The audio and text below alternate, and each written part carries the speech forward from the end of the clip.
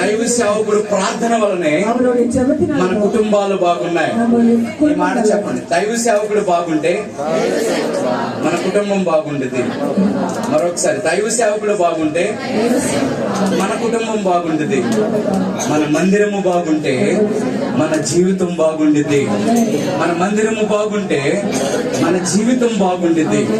ఈరోజు దేవుని సన్నిధిలో దేవుడు నీతో మాట్లాడుతూ ఉన్నాడు. మొట్టమొదటిగా దేవుణ్ణి మర్చిపోవద్దు. రెండవదిగా మందిరాన్ని మర్చిపోవద్దు. దావీదు భక్తుడు అంటా ఉన్నాడు, దావీదు భక్తుడు మాట్లాడుతూ ఉన్నాడు, దేవుని మందిర ఆవరణము చూడవలనని నా ప్రాణం ఎంతో ఆశపడుచున్నది, సంతోషించుచున్నది. ఎక్కడికి రావటానికి? ఎక్కడికి రావటానికి? మందిరానికి.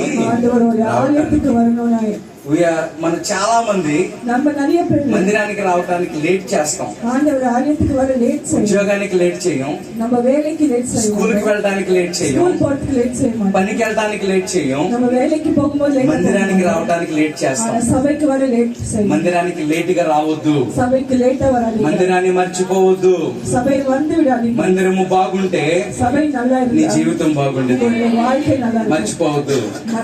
మూడవది, సేవకుడిని మర్చిపోవద్దు. ఈ రోజు నీ కుటుంబంలో సంతోషం ఉంటే అందరితో పంచుకుంటాం.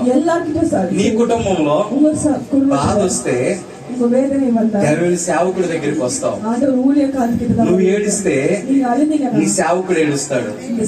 నువ్వు నవ్వుతే నీ సేవకుడు నవ్వుతాడు. నువ్వు కష్టంలో ఉంటే ఇరుగు పొరుగు వారు నవ్వుతారు. నీ సేవకుడు దేవా నాకు ఇచ్చిన ఆత్మీయ బిడ్డలను దీవించు, నాకు ఇచ్చిన ఆత్మీయ బిడ్డలను దీవించు నాయనా.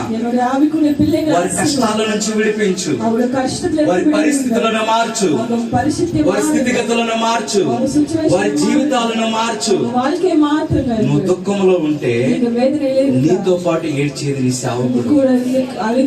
నువ్వు సంతోషంగా ఉంటే అందరూ సంతోషంగా ఉంటారు.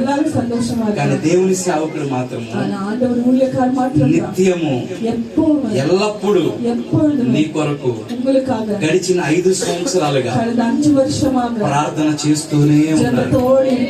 గడిచిన 5 సంవత్సరాలుగా నీ కొరకు మొరపెడుతూనే ఉన్నారు. ఈ రోజు నువ్వు సంతోషంగా ఉన్నావా? నువ్వు ఈ రోజు నీ కుటుంబం బాగుందా? ఈ రోజు నీ సేవకుడు వల్లనే.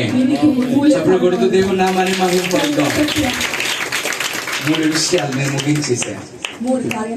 మొట్టమొదటికి ఏం మర్చిపోకూడదు? చెప్పాలి, ఏం మర్చిపోకూడదు? రెండోది ఏం మర్చిపోకూడదు? మూడోది ఏం మర్చిపోకూడదు?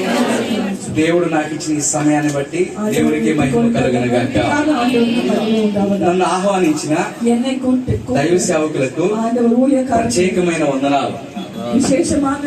వారి కుటుంబానికి, వారి కుమారుడికి, వారి సంఘానికి, అమ్మ అందరికి వందనాలు. 2 చేతులు పెట్టి చెప్పండి. నా ముగించేసాను. వందనాలు అమ్మా.